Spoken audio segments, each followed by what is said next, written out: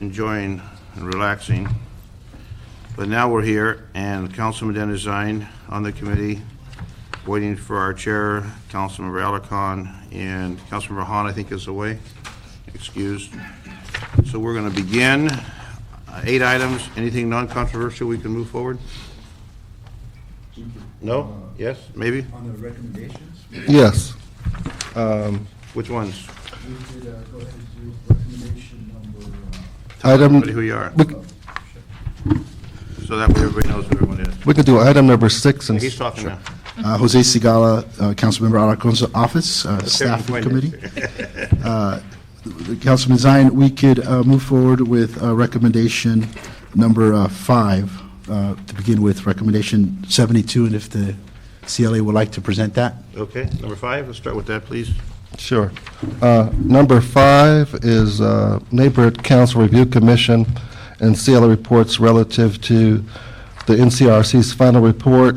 It's recommendation number 72 regarding providing translation services to neighborhood councils at no cost to the individual neighborhood council.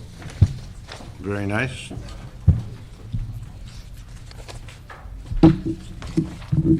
Mr. Frank, thought you'd be down there getting ballots ready for the election. That's the county-run election. Oh, it is? Yeah. We have a measure on there. Yeah, but they're running the election. Oh, so you got a vacation this time? Well, I wouldn't call this a vacation, but, Well, here with us, it's a vacation. oh, is that, like a spa treatment? Yeah, like, Okay.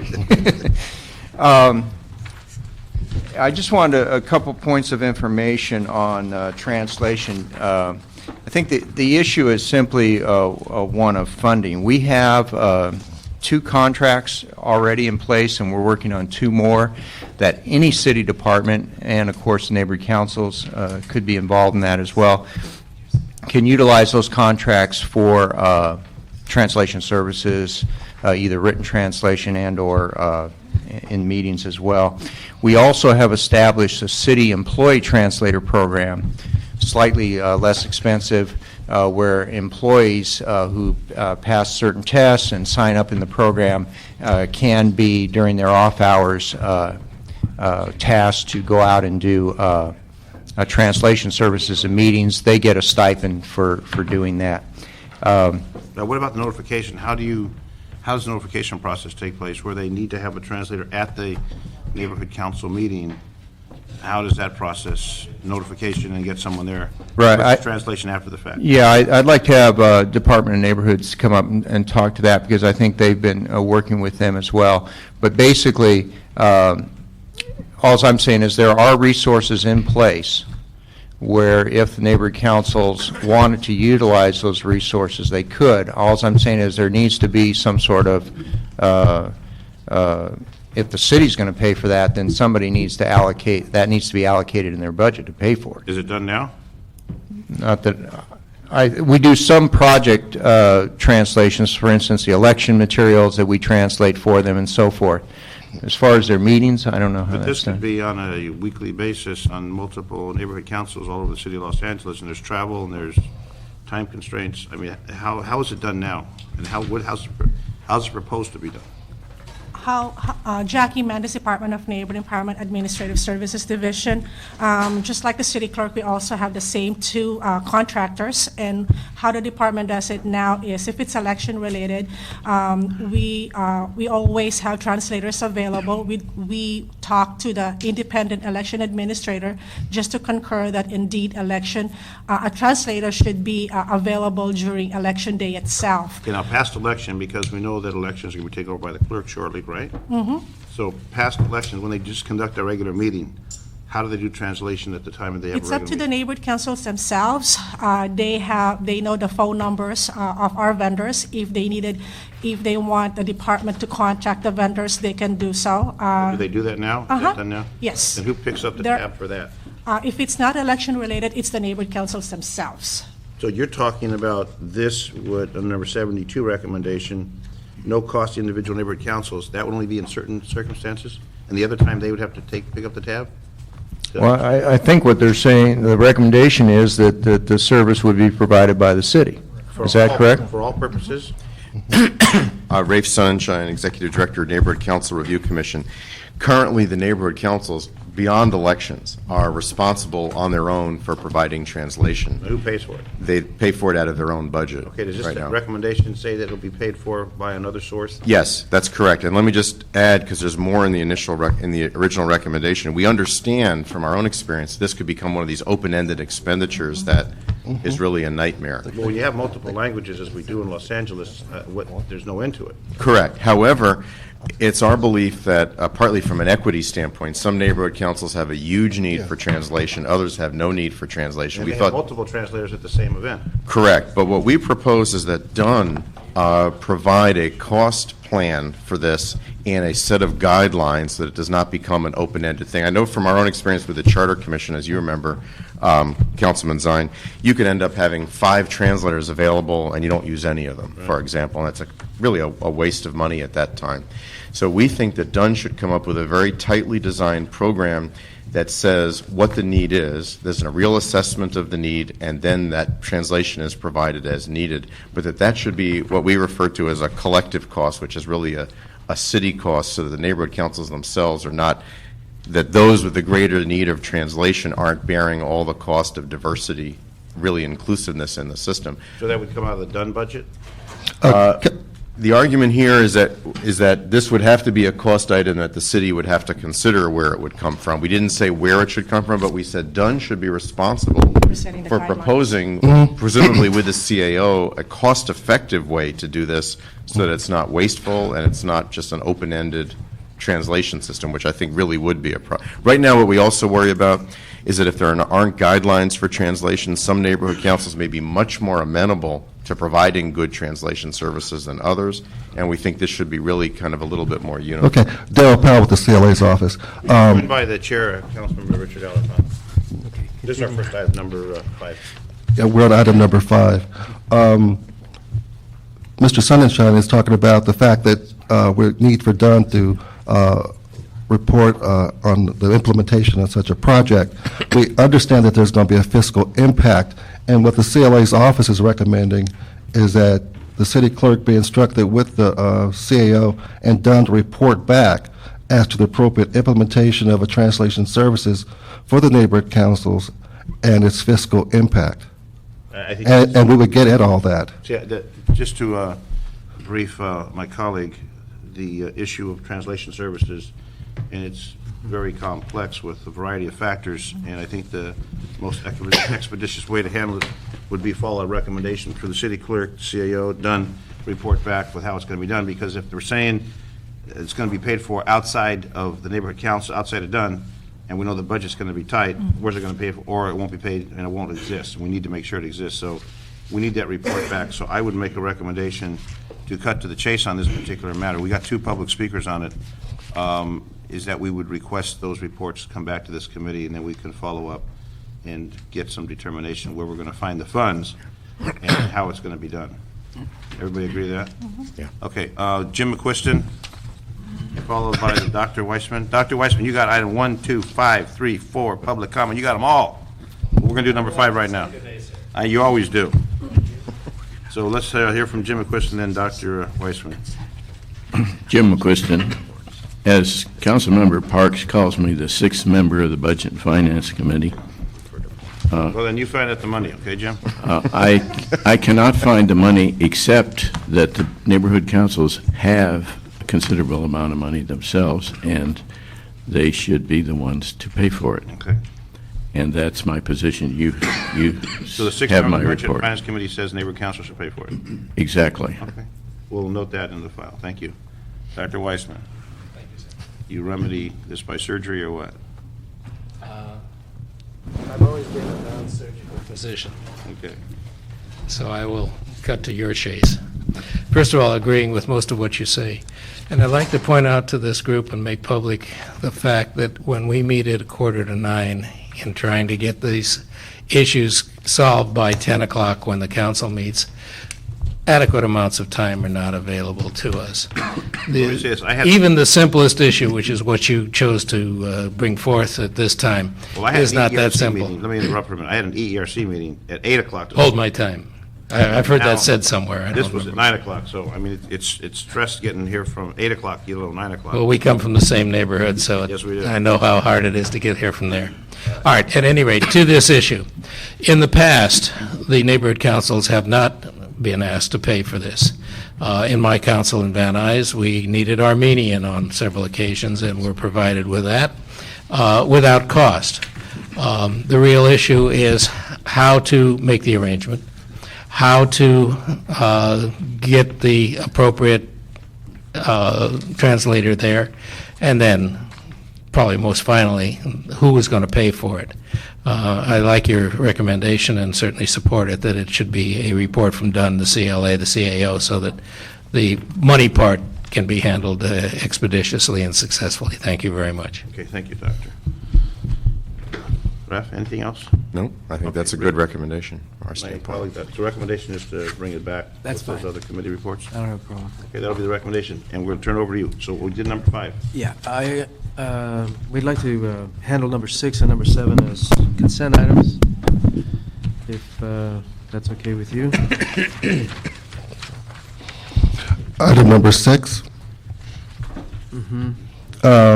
Department of Recreation and Parks Communication relative fiscal year 2007-08 infant toddler resource funding from the California Department of Education for the Jim Gilliam Child Care Center. Item number 6. Did you not say Jim Gilliam right? Did I? Jim Gilliam. Gilliam. Jim Gilliam. Consent. Consent. Okay. We agree. I thought he said Jim Gilliam wrong. He didn't Well, say correct wrong. me. We missed Did I? He mispronounced it.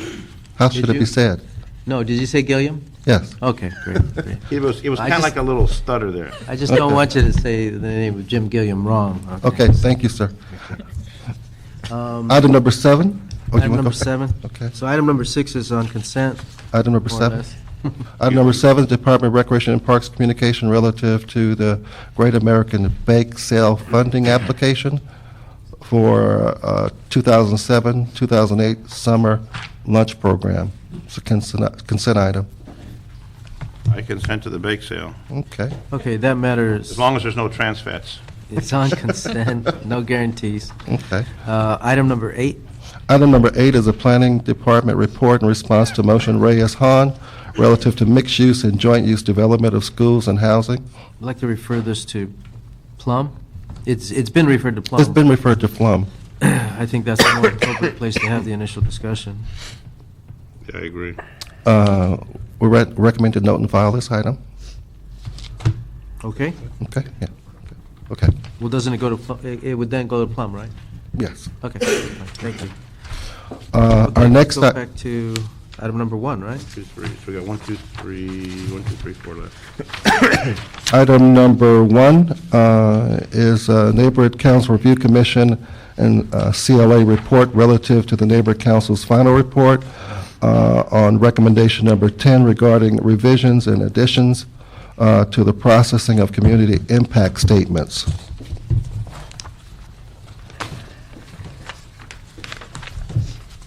Oh, this one's a little tricky. Yeah.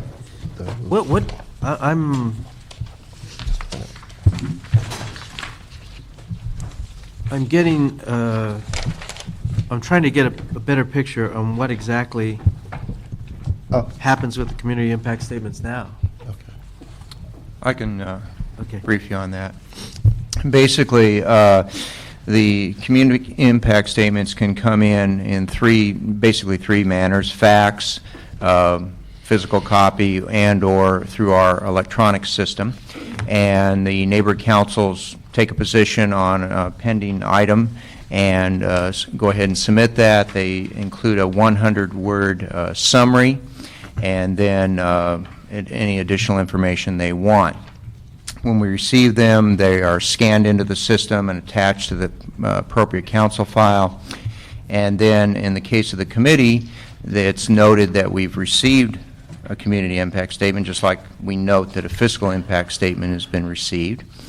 When it gets onto the council agenda, the first community impact statement that we received, that 100-word summary, is put right on the agenda if we received it in time when the agenda is being prepared.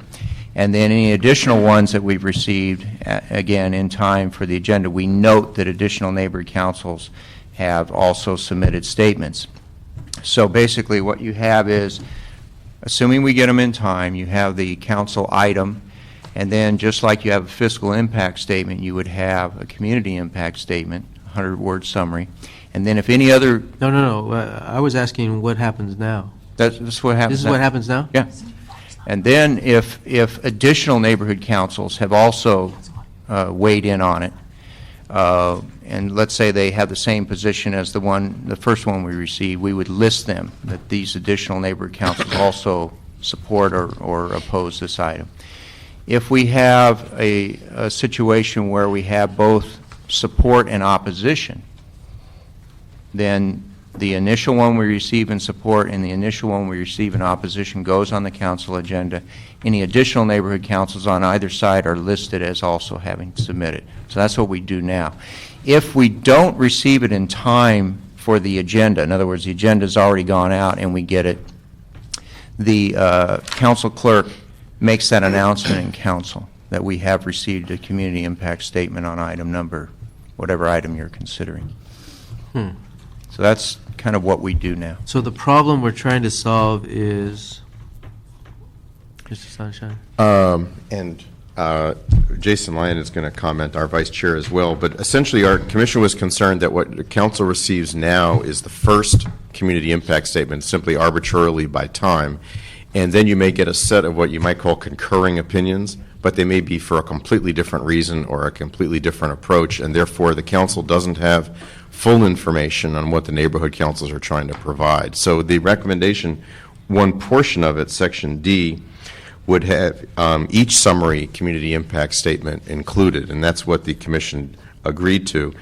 And the idea is that one of them may say, I oppose this for the following reason. Another neighborhood council might have a completely different reason. So to be listed as all opposing, it would imply that they were all sort of in concurrence with that initial opinion, which is really only an arbitrary choice because it's the first one coming in. Also, I want to indicate that the commission felt the city clerk had a good system right now for community impact statements, but that it could be improved through section F, which is to provide training to neighborhood councils on this whole process and to make sure the process is as transparent as possible.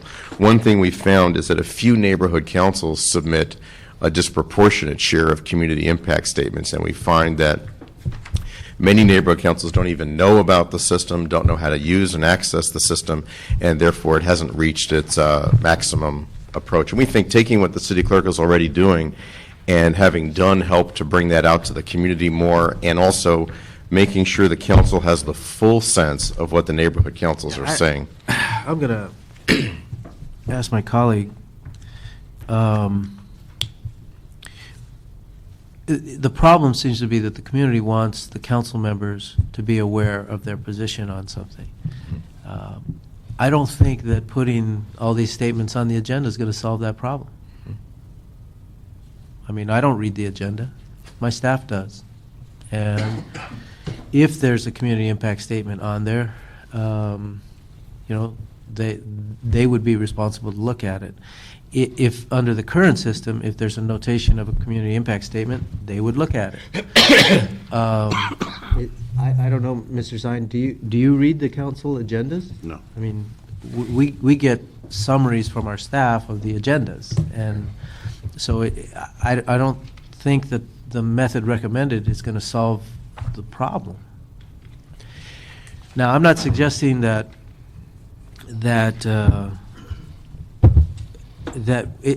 we get all the community impact statements. I'm just thinking that there's something perhaps in between, because I get on the council file, the city clerk probably would have had 50 community impact statements. That one we had well over 20. I don't know what the final number was. So had we listed those on your actual council agenda, it would be quite long. And you know, if I'm not reading 20 pages, I'm not going to read 40. I mean, that's the problem, and it's not the problem is not that I don't read the agendas, and it's just that that's not the way we work. The agendas are a guide, that we reference, but the city clerk does the bulk of the organizing of the council meetings, and so when we're on that item, then we turn to something like this that has a much more descriptive information than what's on the agenda.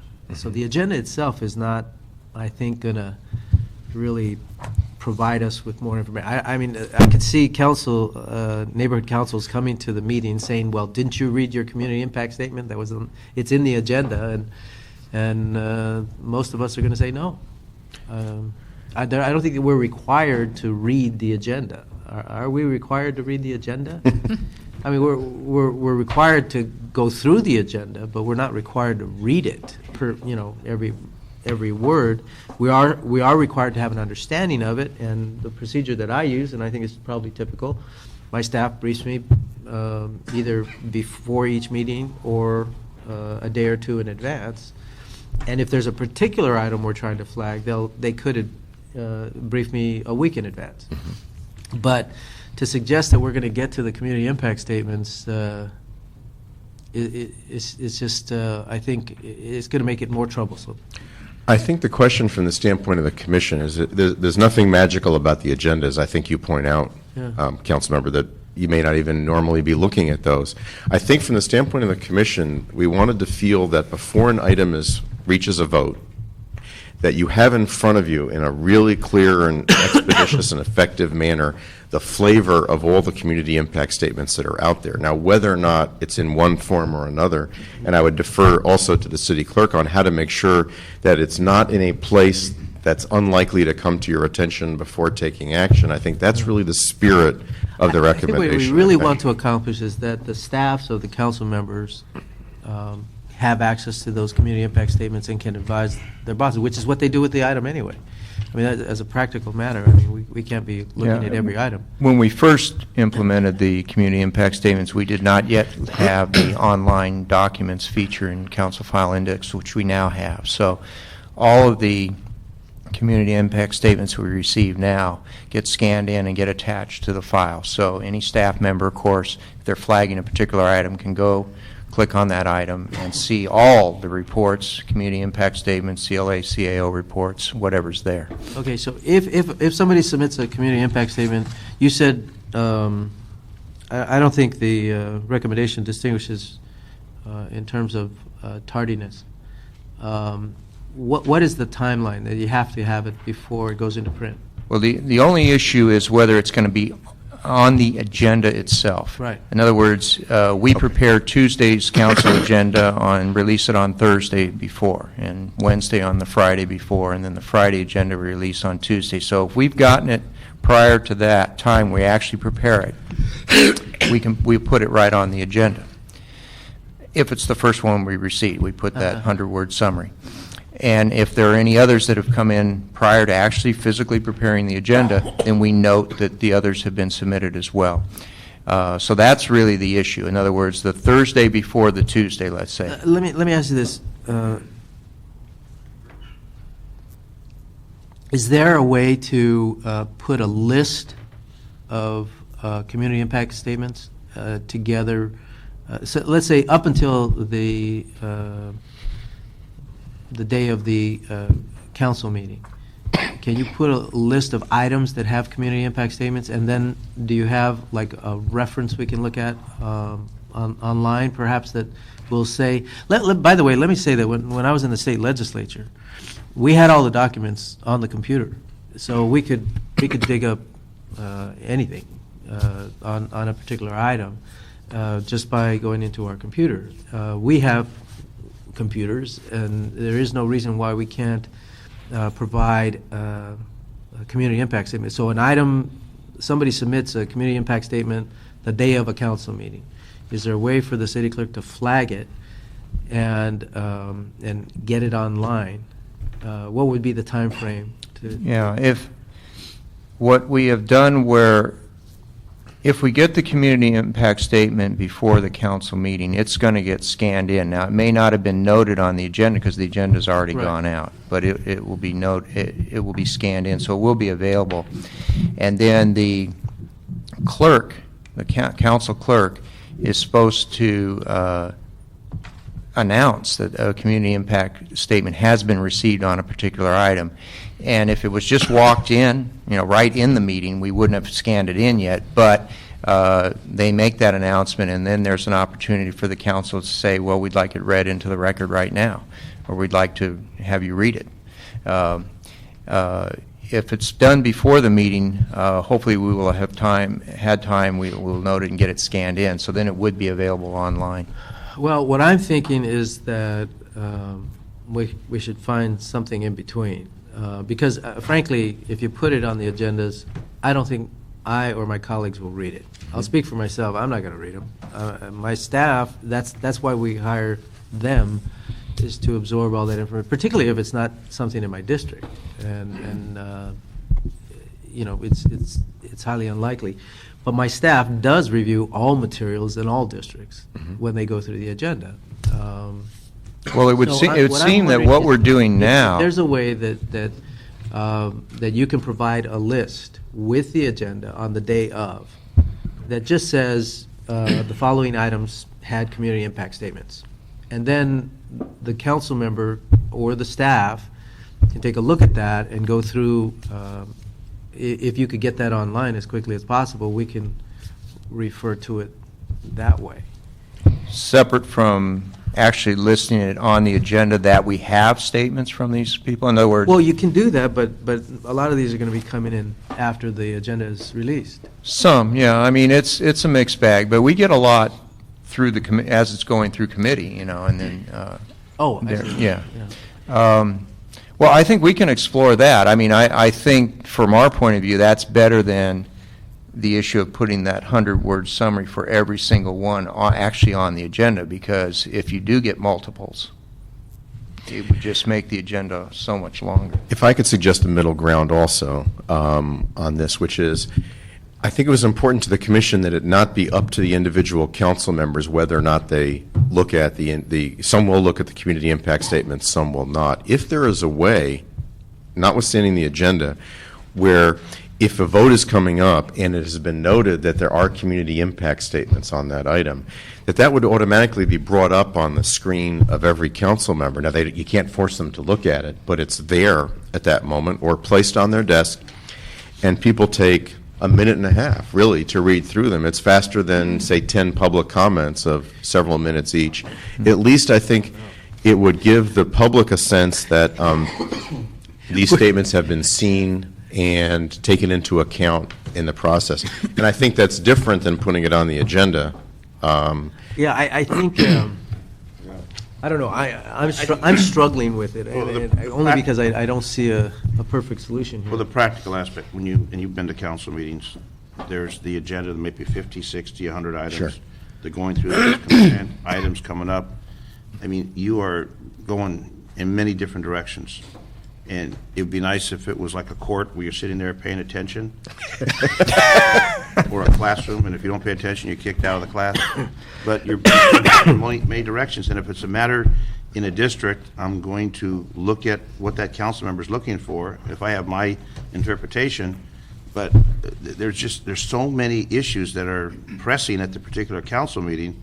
You're going through these, and like what my staff does is they highlight on the agenda, and they highlight the aspects, and I'll look, just like in here, it's all highlighted, the important information. They review it thoroughly, they highlight the important points. So I think you're going to find that a lot of people will be spinning their wheels, and it's not going to have a lot of impact, to be honest with you. I remember when we would be doing the budget in the state legislature, the Republicans, because they were in the minority, and it was critical that they know how to vote on every item, because they would release, 6 of their members so that we could pass an item, and then other times they wouldn't. But what they did was they came up with a very simple system where they had colored paper, and they'd say, pull your purple sheet, and all the Republicans would pull their purple sheet and know what they were supposed to do. So I'm thinking it's something as simple as just giving us like orange documents, and we would know that's the community impact statement, and we take a look at it.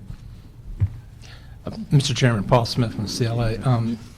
There have been some very interesting ideas passed amongst the parties and yourselves about how we could implement something that would be useful to the council and to the people who are listening, the electorate. We're recommending that you pass this back to the city clerk and to Dunn, for them to come back to you with an implementation plan that melds or puts together these suggestions in a way that is workable, that works within the context of how the council I don't think that's works. what your recommendation was, but that's where I'm going. I mean, Colored paper. no, your recommendation I don't know is about- we send it on for a cost estimate, when, Yeah, I think the point is, if it's not going to work, why get an estimate? I mean, so. Well, even in that, there are. So the point, yeah, so I think that's a good direction to go in. I mean, I'd like to, maybe we could ask Mr. Sonnenschein and Mr. Martinez if you can come up with something that recognizes, see, I think the decision of the recommendation was made in the context of believing that the council looks at every agenda. And if that doesn't happen, you're not in your head, but. You gotta go to public comment. Yeah, but, and we will take the public comment now, but I'm thinking there's got to be a more practical way than that. But we'd be happy to work with. That would probably the do clerk better on this. than what the recommendation suggests. So let's hear the public comment, see what happens. Eric, Pardon me? Hurro, Sanjurjo, okay. Good morning. Greetings. It's not the pronunciation, it's the handwriting, man. That also is an issue. Eric Sanjurjo, representing Councilwoman Han, who sends her greetings from Israel. Shalom. So it's been about 5 years. I think it was October of 2003 that we first passed, or 2002, we first passed the ordinance to allow this community impact statement. Councilwoman has been supportive of the concept. She would like to see a little bit more robust participation. So hopefully, with better education, we can see more community impact statements coming. I just wanted to note for the record that we did have the most community impact statements on the item we voted on last week, the neighbor council files, which was, I believe, 27 community impact statements, 50 neighbor councils who took positions. It was the most we'd ever seen on any issue. So it does show that we can, if the issue has enough attention, get them to participate. One quick suggestion: I've noticed that when community impact statements come in late in the day, that the clerk usually just photocopies them and distributes them like they do a motion around the horseshoe. Perhaps a simpler way of handling this would be just to copy and include in the packets that the council members receive copies of all the community impact statements, so the full text of it, and just have a short summary of it on the agenda. But that would, I think, resolve the issue that you're concerned about as far as the council member being able to read it easily. It would be in their folder. They already copy all of the motions from the council members, if that's the only thing on the file, and include it when the council considers it. So I don't think it'd be that difficult when the clerk is doing that to also include all the community impact statements.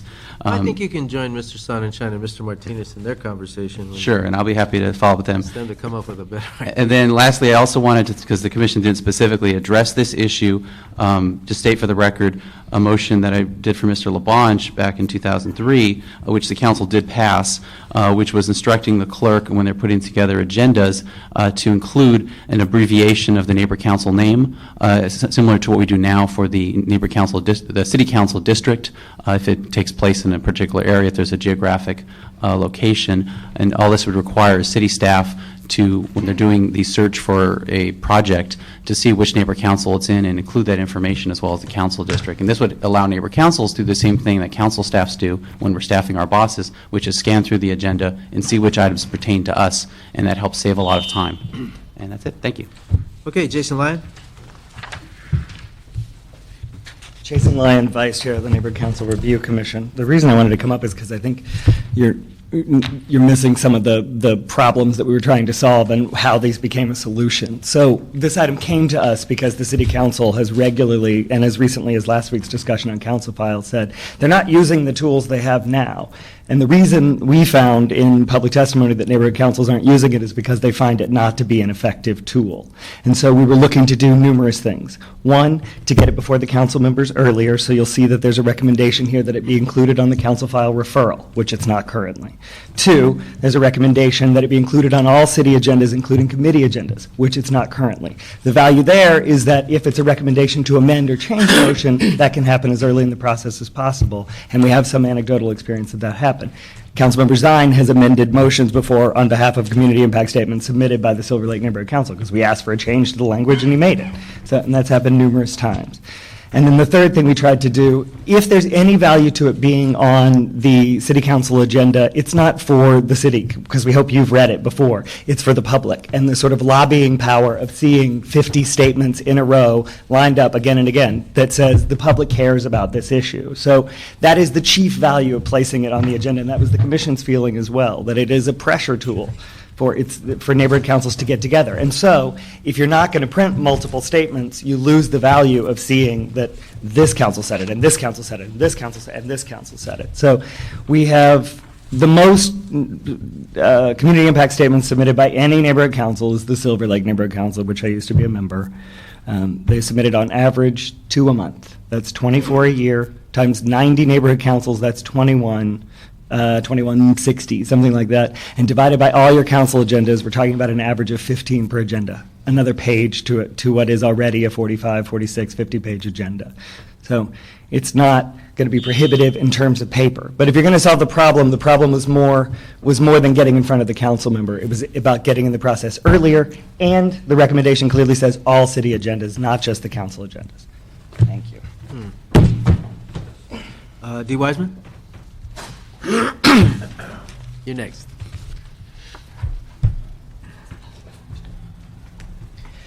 Thank you, Mr. Chair. Daniel Wiseman, your neighborhood council. By the way, we go on the air live at 7 o'clock on Channel 25 on this subject, and so I hope some of you will call in at 778-5091, 778-5091. Now, this is, again, a complex issue and one that we have very little time to go over. The purpose of the council community impact statements in the first place is to empower the neighborhood councils. It is a two-way street in which we are trying to tell our legislators our opinions and influence their decisions. Mr. Alarcon has already pointed out how difficult it is for you to receive as much material as you already have to deal with. Yet we leave it to you to do this in the way you see fit.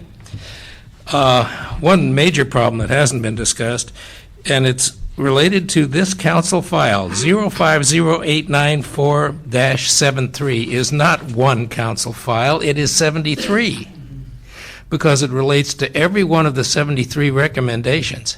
And therefore, if a council, as I have done, puts in a comment on one of these recommendations, it's just lumped into all of them. And this particular council file has been extremely difficult to deal with, and it's exemplary of other council file difficulties that we have.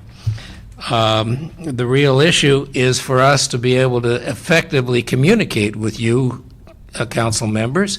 Perhaps our effective communication should be with your staff, as you've pointed out, so that your staffs can bring to you the opinions. We need advance notice, as Mr. Lyons has already said, to give us enough time to be able to do this, because council files are passed by the council, by the neighborhood councils, and that takes about a 30-day lag time before the council can actually have the opportunity to review, discuss, and pass a motion. Then it takes several more days at least to get it to Mr. Martinez's city clerk office. So I would ask that you include neighborhood council representatives, especially those such as Mr. Lyons and perhaps myself and others, who've had the experience of sending in the council the community impact statements, to begin to develop mechanisms to solve the problems we've been talking about today. Thank you for allowing me to go over a bit. Mr. McQuiston?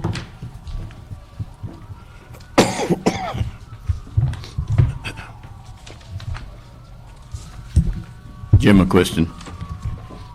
This is a problem, first of all, of authenticity. When you come in with a neighborhood council statement, maybe it's only the statement which has been agreed to by 5 people out of 40,000. And you don't know whether the rest of your district really wants this particular thing. What we really wanted with neighborhood councils was to give you some information which was authentic. And already in the council, this has been challenged. And I was there when it was challenged, and it turned out that the fellow was just representing himself. So I have put in some points, 4 points, which I think are extremely important. It's what the charter demands. It's what council people would dearly love to get, namely, what is the sentiment in your area? And that's what neighborhood councils were supposed to be all about. It's not a representative, it's a vox populi. And that's what we really need with neighborhood councils, if there's any use to that. Also, it does point out that the Charter Review Commission had no idea of how things are done in the city council. I mean, you really have to go down and talk to people. You can't just put something on paper and expect everybody to read it because it's the word of God or something. And you have to convince people. And that's what neighborhood councils have failed to do. I think really what we have to do is back up and look at these 4 points and figure out how we are going to accomplish that first. And then after we do that, maybe the whole point is not to put it down on paper. Maybe it's actually that they got to go down and talk to the staff. Thank you. I'm not ready to move this out of committee. What I'd like to do is ask Mr. Sonnenschein, Jason Lyons, since you work so deeply on this issue, maybe you can help out, city clerk, any council staff that want to participate, and come back. I don't think this will take a long discussion.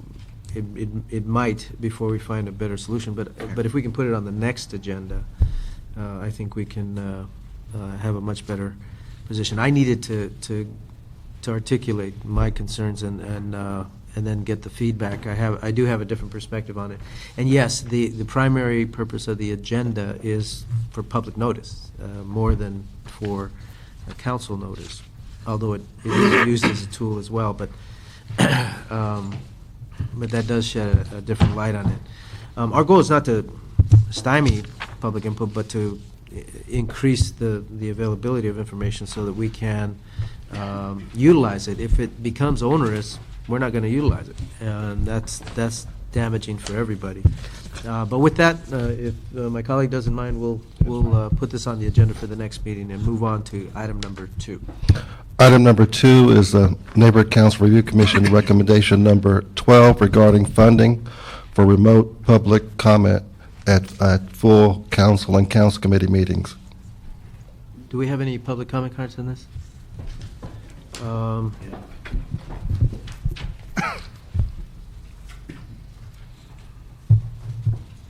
The recommendation here is to adopt the CLA's recommendation to instruct the city clerk, ITA, CAO, CLA, to report back to the committee in 45 days. Obviously, this involves technology that costs money, and I'm not exactly sure how we would plan on paying for that. I have no problem with that recommendation, but let's hear the public comment cards. Daniel Wiseman?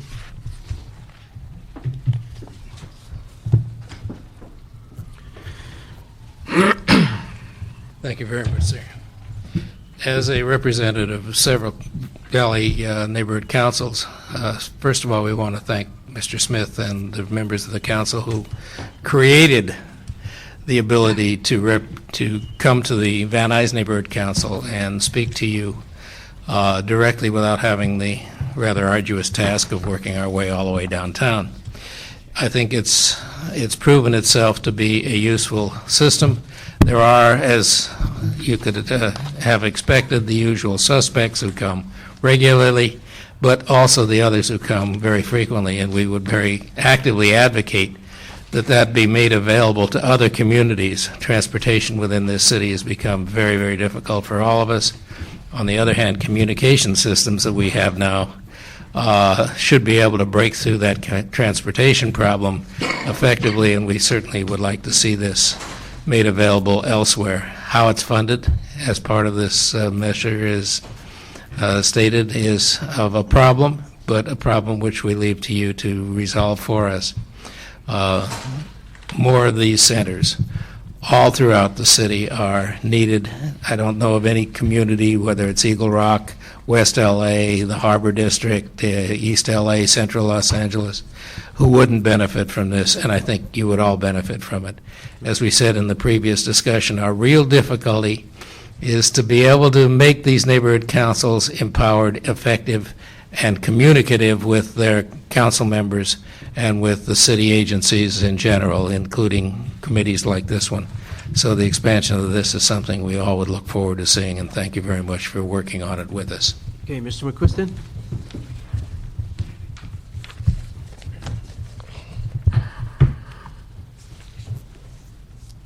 Jim McQuiston, you have my statement on this. The problem, of course, is economics. We're faced with a tremendous budget problem next year. Mr. Weissman can get down here in the daytime. I have to come down here in the daytime.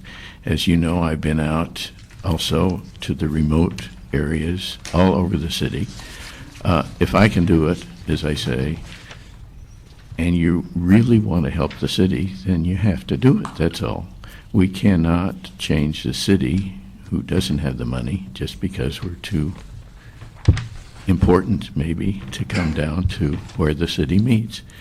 And as long as the budget is going to be tighter and tighter and tighter, we just can't afford it. The presence of the city council, it's really too late at the city council time. You really want to come to committee hearings, but even more importantly, you do want to talk to the staff before the meetings even occur. And when the neighborhood councils realize that, it's not a question of actually physical presence, it's getting your message across to the staff so that the council people can take the idea and run with it. And that's really what's important in this city. Okay, then the recommendation is to move this to instruct the city clerk, ITA, CAO, and CLA to report back to the committee in 45 days.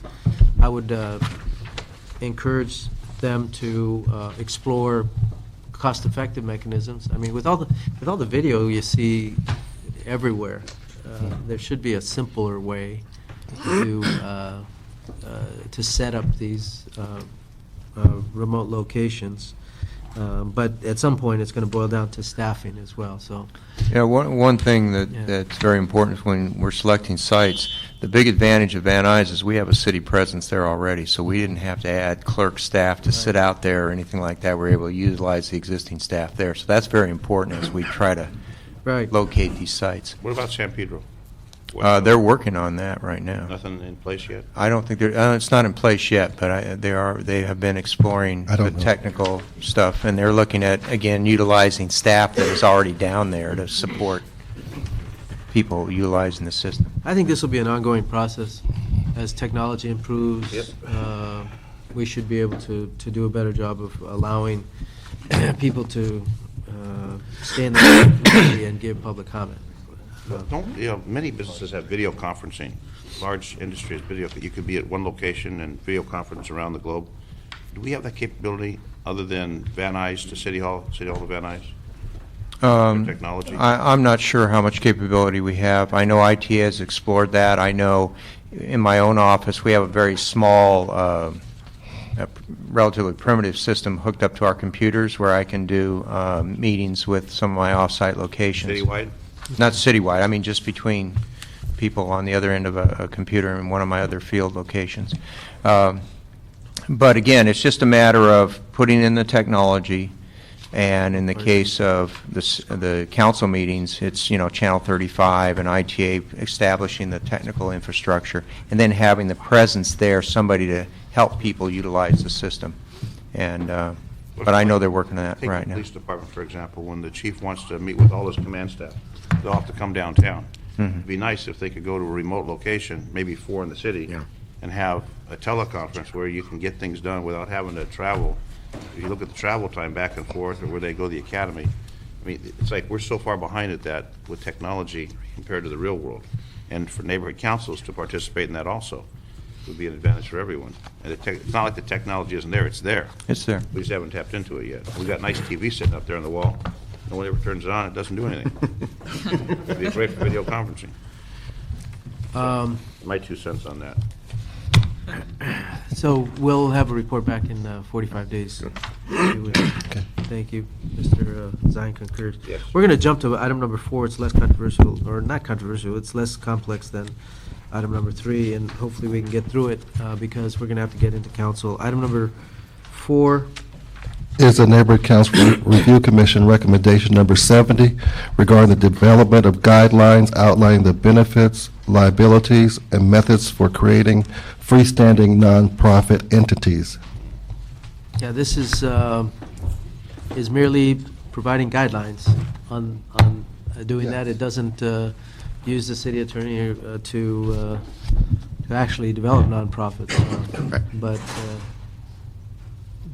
Mr. Kim? Bangwan Kim, General Manager, Department of Neighborhood Empowerment. It does seem like a fairly straightforward recommendation that we could include in our training activities in terms of educating nonprofits about the pros and cons and available resources for creating nonprofit entities. There are some neighborhood councils, very few, that do have their own nonprofit organizations, and you yourself, Councilman, have raised some ideas about how neighborhood councils could partner with existing nonprofits for purposes of creating additional resources beyond what they receive from the city. So at some point we could come back and prepare you with a plan for how we would go out and educate neighborhood councils on this recommendation.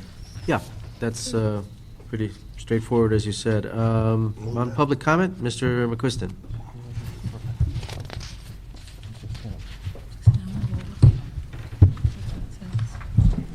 Jim McQuiston, the list just shows how far out of whack we are on this. We're going to have another layer of organization to manage in a neighborhood council area. And that's what the neighborhood council was supposed to do in the first place when we got up the charter. And now we find that we're handcuffed, so we got to have another one.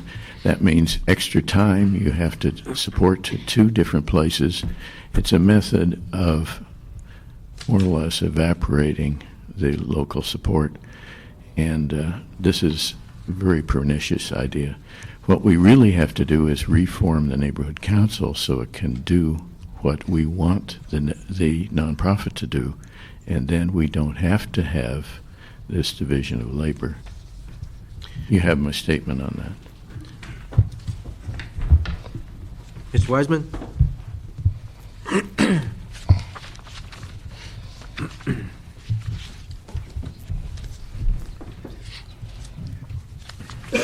Thank you, Mr. Chair. As usual, I want to expand on and support what Mr. McQuiston has just said. His wisdom in these areas is known to all of us. The idea here is that the neighborhood councils have certain deficiencies and certain limitations that he mentioned, that they need to expand their activities so that they can do much of what is being proposed here. But the budgetary situation, I think, must be raised. As Mr. Zine knows full well, when West Hills wanted to give some bonds to some of the students who'd done some wonderful work related to their opinions of the city, we were not allowed to do that and had to go to a nonprofit to get the funds to do it. That's where these nonprofits can really be helpful to us to fund certain kinds of activities which either we cannot fund on our own by law or which we need some support funds for. Therefore, I would certainly welcome, and I think many of my colleagues all around the city would welcome, hearing some guidelines and some restrictions, some limitations, as well as some opportunities to interact with nonprofits for the benefit of all of us. I don't think it has to impair any of our functions, but I do think it will need some legal guidance in doing it properly. Thank you. Yeah, I think we're missing the boat here. The primary purpose of this, thank you for your comments, is to enable the neighborhood councils to perhaps reach out to the community to raise funds that would not be derived if they did not gain the tax benefits, quite frankly. You establish a nonprofit, then you can get more people to contribute because they get a tax benefit from it. I think that's the simplest notion of it, but just that alone, I think, is worth it, because if we set aside, it also allows the neighborhood council to take the energy of a particular group in the community and empower it by establishing a nonprofit when otherwise they might have been unable to organize behind a specific idea, as opposed to the neighborhood council focusing on that specific idea. This subcommittee, if you will, can form a nonprofit and really create the kind of support for artistic endeavors, for social service endeavors that otherwise the neighborhood council system would not be able to do. So I think this is a simple thing. All we're doing is providing information on how to do it. And if they want to do it, I think many will do it, as some have already. And there's nothing in here that they can't do right now. I mean, they can do it. They don't need to go through this process. So this is actually an educational element of the recommendations, and I have no problem with it. So we are, if you have no problem, we will. What's the specific thing we're doing here, Jose? The specific recommendation originally is that this be referred to the city attorney and Dunn to together develop both legal and practical guidelines of the cost. So that would be, because we really do need legal help on this as well from the city attorneys. Weighed in on this to some degree, but we probably need considerably more Do we have input. to send this to city council? No.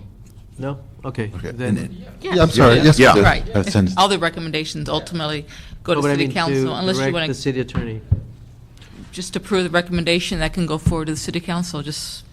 Okay, we'll do it that way. Council member, the only thing we added was the 90 days, so they come back in 90 days. There was no time limit on the original recommendation, so we're adding 90 90 days? days.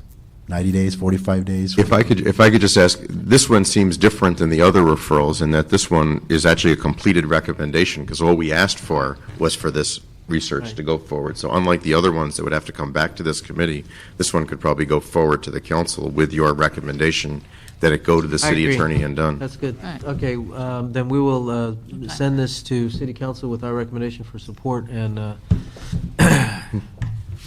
in terms of a report back, Not necessary. To the council.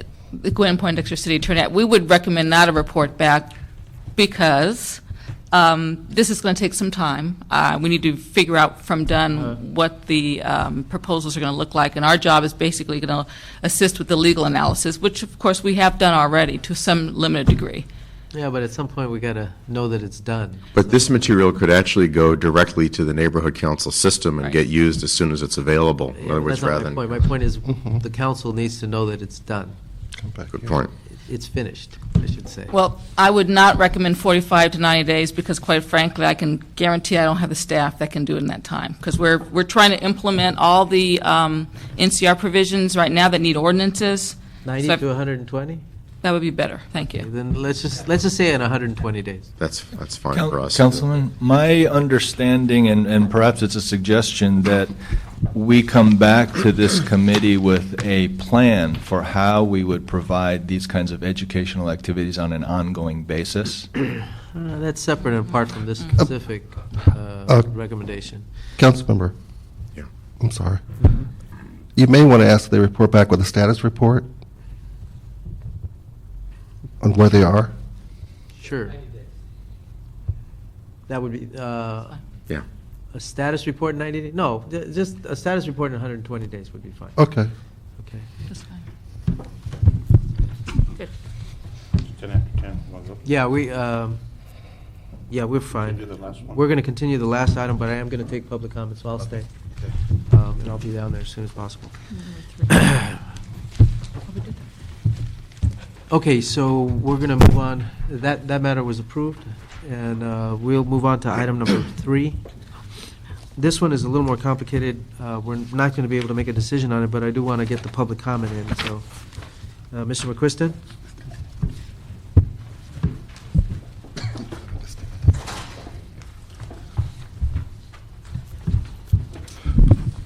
Item number 3. Yep. Neighborhood Council Review Commission and CLA report relative to recommendation number 66 regarding each neighborhood council continuing to receive equal annual funding.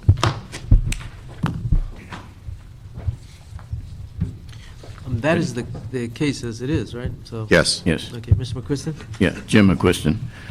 The recommendation is to leave the funding as is. I have been arguing in the Budget Finance Committee that it has to be reduced proportionately as all other departments are being reduced proportionately. And it's something which seemed to be a third rail, but is not really, because there's a tremendous budget surplus for neighborhood councils which is being unused. And the idea of a symbolic reduction, while it won't affect their operation in any way, tells them that the city does need their help in looking at the budget. And this is something which, if you say that there's no problem with neighborhood councils, well, then they tell their grassroots that there's no problem with the budget, it's all a fiction. That's not the case.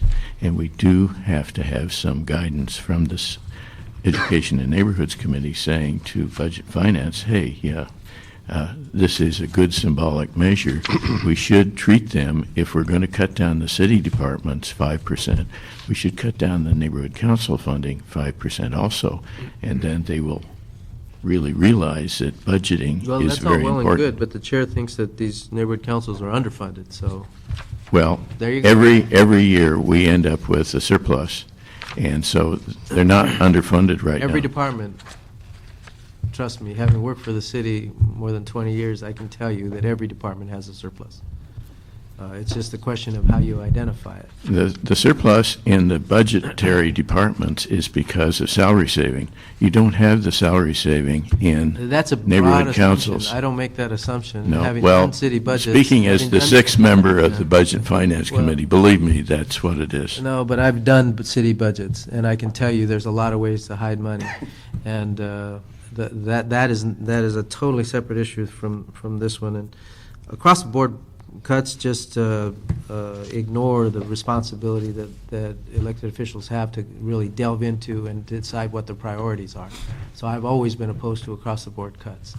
But Yes, you're well, that's entitled an to- argument between the council and the mayor, I obviously. still don't understand, are you speaking for or against having equal budgets? As far as we're concerned, equal budgets will suffice, yes. Okay, thank you. Mr. Wiseman.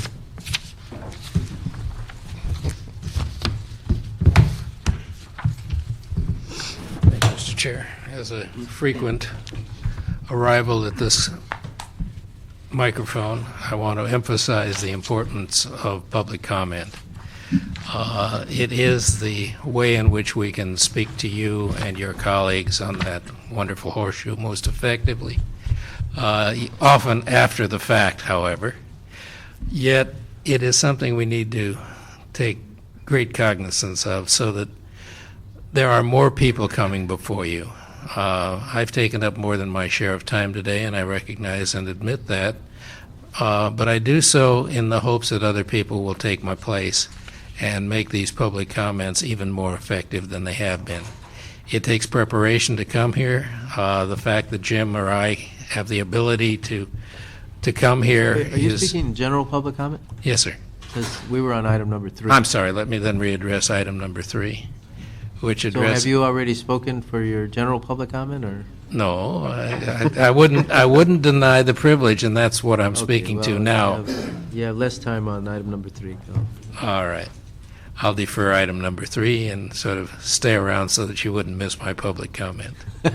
I'd hate to have you miss that. Well, then go By the forward way, and- we didn't really disagree on the last issue that came up. I don't think you were referring to what I was saying. I think we agreed fully on the items of getting better legal advice regarding the nonprofits. They are going to be beneficial to all of us, I'm sure. All right, I will defer and stop at this point. Did you want to make your final public comment, or? If you'd permit me to, thank you. Sure, let's just move forward with that. All right. do it. because And you'll have another chance to speak on item number 3 when it comes back in some other form. So. I'm sure it will. The public comment issue is something that is very pervasive. The city council has taken several actions to try to deal with some people who originally came out of Venice and have apparently disturbed and bothered the city council excessively, in their opinion. However, public comment is perhaps the most important aspect of the Brown Act that we all work with. We need to both be informed early enough to be able to make significant public comment on all of these issues that are brought forward. Then we need to prepare enough, and we need to have the ability to come forward. Some of us have a much freer schedule than others, but for those who work and have a regular work schedule, it's very, very difficult for them to come forward. And that's why the previous issue of remote communications and alternative methods of bringing your opinions to your legislators becomes more and more important. I hope to see others participate more and more. I hope to see more and more community impact statements coming forward. And then I hope that our efforts are met with the efforts of the city council members to reach out to us. Engagement, I think, is the key word. It has been for many years. We need to engage one another in this whole process of city government, and public comment is the core of that engagement. Thank you. 1. Okay, Mr. McQuiston?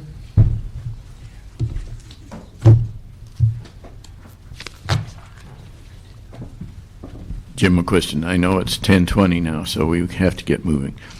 The reason that I I want... understand that the council meeting was adjourned, so. Oh, it was? Yeah. So you get your full 2 minutes. Oh.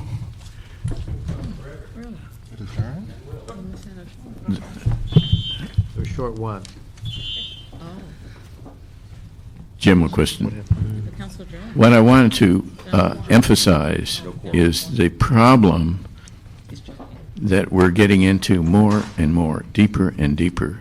Interestingly enough, I have to research out a case which went to Superior Court and went through all the way to Supreme Court, Epstein versus the Hollywood Business Improvement District. And while the city attorney was arguing on one side of that, they were arguing on the other side, in opposition, in neighborhood councils, that the bids were actually not part of the city, even though they had the taxing power.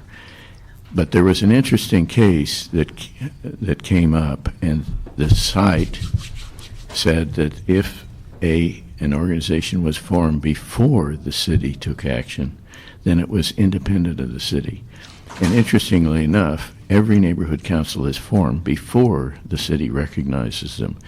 So that puts an interesting wrinkle into the interpretation of the charter that's been made by the city attorney. And I'm going to do a little bit more work on this, and we'll have a report later to you on that. If we get the neighborhood councils disconnected from the city, then as independent people, they have a lot freer hand, and they can do exactly what they want. Then if they want to incorporate themselves as nonprofits, which they probably will, then they get all of the benefits that the city has to laboriously give them. And also, it does free up a lot of the city budget that doesn't seem to be utilized at the present time. We can still give them grant money as long as they write a grant and we look at it, and so forth and so on. So this seems to me to be very propitious that that particular avenue gone down now. It may take a little bit of change in the ordinance. It may take the city council to deny certain ability, which they have more or less discretion over, but still it makes the process a lot simpler, and it does engage the people that we seem to be losing today, and I don't want to lose anybody out of the neighborhood council system. Thank you. Okay, this meeting is adjourned.